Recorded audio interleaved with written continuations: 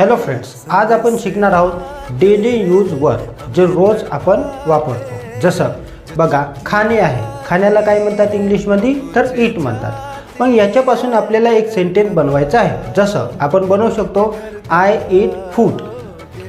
मग दुसरा वर्ब घेऊ आपण, जसं पिणे, पिण्याला काय म्हणतात तर ड्रिंक म्हणतात। मग ड्रिंक पासून एक सेंटेन्स बनवायचं। कसं आय ड्रिंक वॉटर।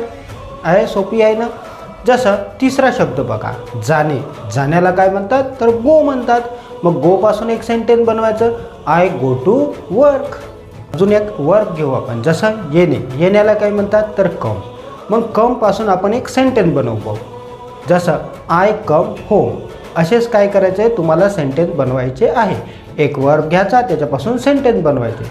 जसं आपण अजून एक वर्ब घेऊन पाहू, जसं बोलणे। मग बोलण्यापासून एक सेंटेन्स बनवायचं। बोलण्याला काय म्हणतात तर स्पीक। मग स्पीक पासून सेंटेन्स बनवायचं, आय स्पीक इंग्लिश। तर हे काय आहे, हे वर्ब आहे। रोजच्या जीवनामध्ये कमीत कमी 5 वर्ब आपल्याला शिकायचे आहे आणि त्याच्यापासून सेंटेन्स बनवायचा आहे। व्हिडिओ आवडल्यास लाईक आणि सबस्क्राईब करून नक्की जा।